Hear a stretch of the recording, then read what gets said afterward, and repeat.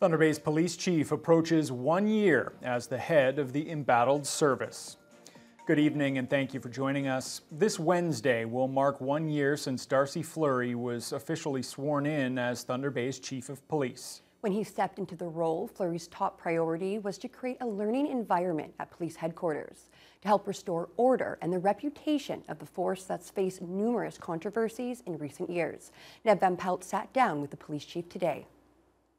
On May 15th of last year, Chief Darcy Fleury was sworn in during a change of command ceremony and made history as Thunder Bay's first ever Indigenous chief of police, while also becoming the first external hire in 28 years. A year later, Chief Fleury believes a lot of good work has been done, and the police service is continuing to make progress towards his 5-year plan. In regards to crime over the past year, Fleury believes they've seen some positive results in the work they've done. One of our main priorities this year was to tackle the guns and gangs situation, the drug situation in the community.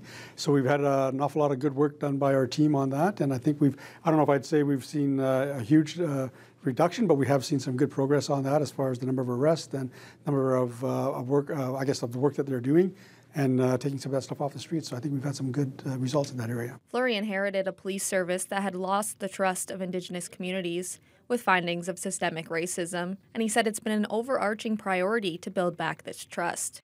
In December, he took part in the First Chiefs Forum, which they plan to do annually.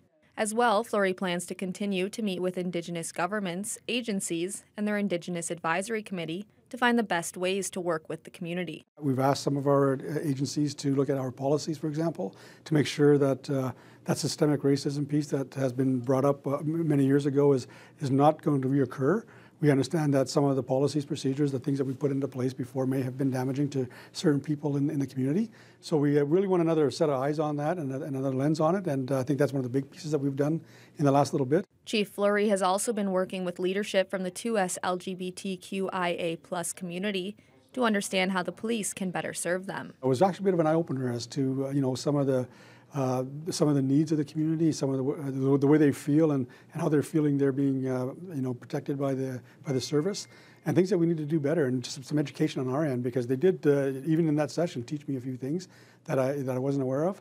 We've already started talking about potential pieces that we can use to educate our officers better, so that they have a clear understanding of some of the issues and difficulties that part of the community is going through. Fleury said the priorities will be much the same this year, including structure in the organization, working with the community, as well as enforcement with a focus on guns and gangs and family violence. Nev Van Pelt, TBT News.